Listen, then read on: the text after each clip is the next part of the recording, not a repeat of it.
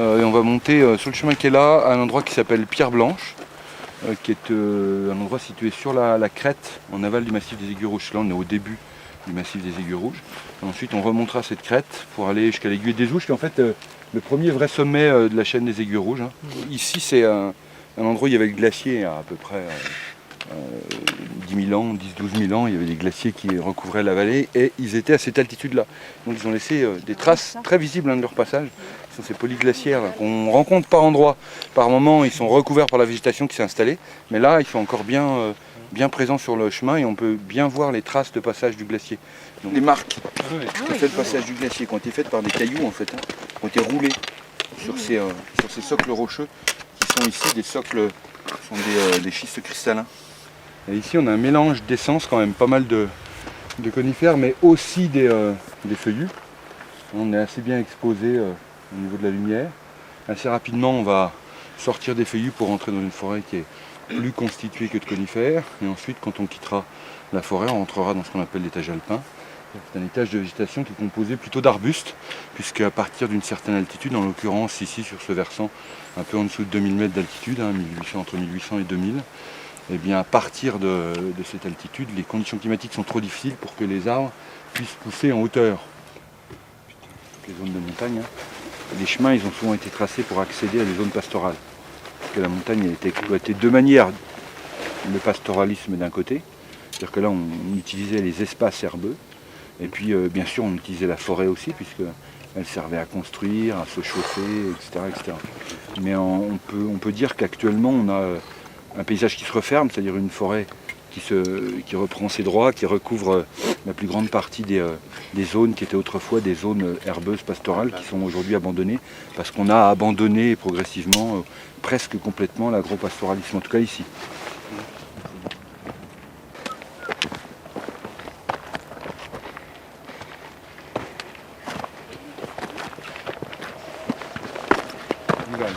Et au niveau des altitudes? Oui, alors après, pour les étages de végétation, les altitudes, elles varient en fonction de la position géographique des massifs.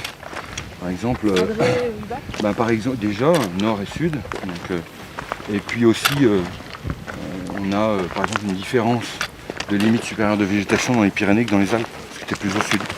Ouais. Plus tu vas au sud, plus la limite supérieure de végétation a tendance à remonter. Ouais. Mais par exemple, dans les Alpes du Nord? Dans les Alpes du Nord, elle est toujours à peu près au même endroit, mais il n'y a rien de... C'est la nature, donc il n'y a rien de vraiment précis. On dit ici, approximativement entre 1850 et 2000, il n'y a plus de forêt. Entre 1850 et 2000, c'est 200 mètres quand même. Donc, et des fois, tu as encore des arbres à 2005 ou 2006, mais c'est des tout petits arbres, des mélésins. C'est des arbres qui, même s'ils ont 100 ans, ils font 1,50 m de haut. Parce que leur croissance est super lente.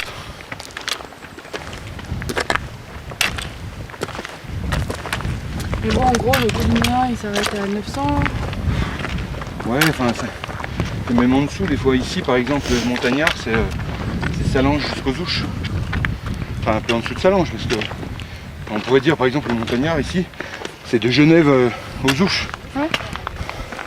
Parce que, si tu veux, la répartition, elle est aussi géographique, elle n'est pas qu'altitudinale. Comment t'expliquer ça?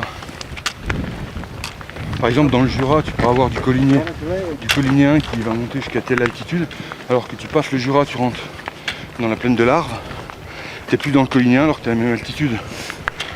Parce que c'est aussi les espèces qui déterminent ça. Il ne faut pas se focaliser sur l'altitude.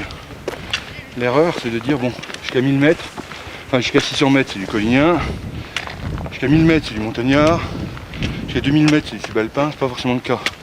Si par exemple tu es dans un endroit qui est à 650 mètres, où tu as une forêt de hêtres et de sapins, ben tu es dans du montagnard. Parce que la hêtraie sapinière, c'est typique de l'étage montagnard. Jusqu'à présent, on dit bien les étages de végétation. Donc le point de repère, c'est pas l'altitude, c'est la végétation.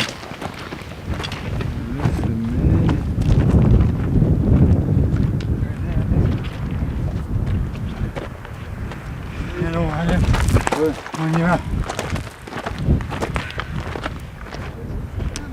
le caillou et on descend. Tac, et voilà. Alors, attention, on va pas plus loin. Non, non. Ah, il ira pas plus.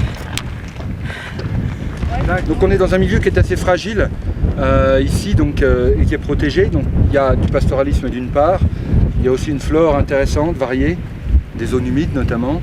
Donc là on est en réserve, ça veut dire que les chiens sont interdits notamment. C'est interdit de cueillir les plantes, etc. Que le milieu qui est ici est complètement protégé.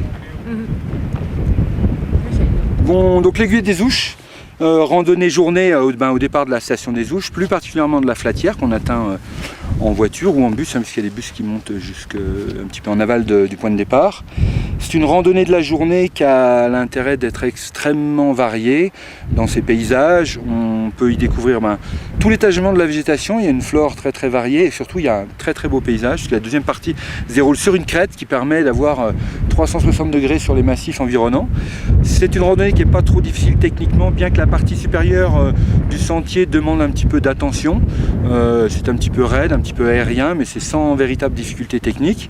Par contre, c'est assez long, ça fait 900 mètres de dénivellation, montée et descente.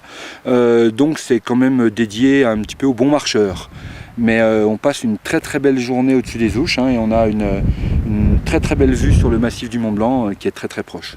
Au niveau du matériel, on n'oublie pas d'emporter tout ce qu'il faut quand on randonne ici tout près d'un massif élevé. On est au pied d'une barrière climatique, donc les changements de temps peuvent être rapides et assez drastiques, les amplitudes thermiques assez importantes. Donc ça veut dire qu'on a d'abord bien sûr des chaussures de randonnée, on peut éventuellement prendre les bâtons, mais on va prendre aussi avec soi un sac à dos dans lequel on va mettre de quoi se protéger d'une éventuelle pluie, mais aussi du vent, parce que comme aujourd'hui il peut y avoir du vent, la température peut être assez basse, et puis de se protéger du soleil. On n'oubliera pas sa pharmacie également, et on n'oubliera pas d'enregistrer le numéro des secours en montagne, c'est-à-dire le numéro du peloton de gendarmerie de haute montagne de Chamonix, et de se renseigner sur la météo.